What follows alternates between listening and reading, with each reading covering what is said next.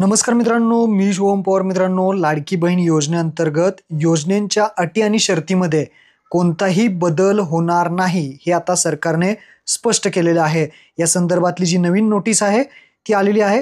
काय काय नवीन नोटीसमध्ये माहिती सांगितलेली आहे ती आपण थोडक्यात इथे जाणून घेऊयात. तर मित्रांनो, तुम्ही पाहू शकता, एकात्मिक बाल विकास सेवा योजना पुणे जिल्हा परिषद यांच्या मार्फत इथे नोटीस काढण्यात आलेली आहे.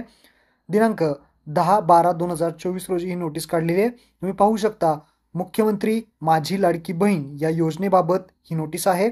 उपरोक्त विषयान्वये आपणास कळवण्यात येते की या कार्यालयाचे असे निर्देशनास आलेले आहे की मुख्यमंत्री माझी लाडकी बहीण योजनेबाबत समाज माध्यमाकडून रील्स असतील, यूट्यूबवरती जे काही व्हिडिओ आहेत, याद्वारे वेगळी आणि चुकीची माहिती प्रसारित होत आहे. यामुळे लाभार्थी महिला तसेच जनतेच्या मनात गैरसमज निर्माण होत असून याबाबत वेगवेगळ्या स्तरावर या कार्यालयाकडे विचारणा होत आहे.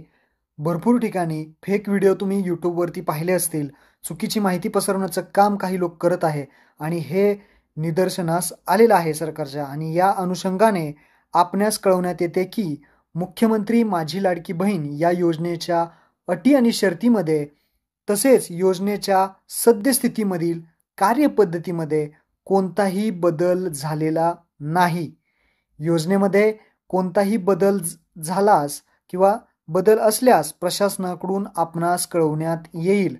कोणताही बदल यामध्ये झालेला नाही.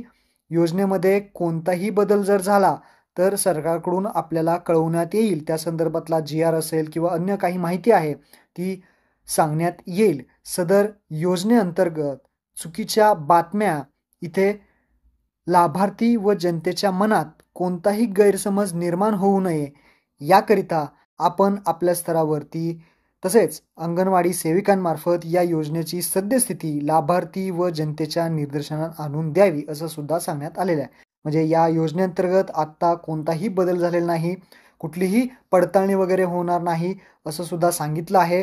अजून यामध्ये काहीही होणार नाही. ज्यांना पैसे अगोदर आलेले आहेत त्यांना पैसे येत राहतील, काही प्रॉब्लेम नाही. जर यामध्ये काही बदल झाला तर आपल्या चॅनलवरती नक्की व्हिडिओ बनवला जाईल. महत्त्वपूर्ण हा व्हिडिओ होता. आपल्या लाडक्या बहिणींना नक्की शेअर करा. धन्यवाद. जय हिंद, जय महाराष्ट्र.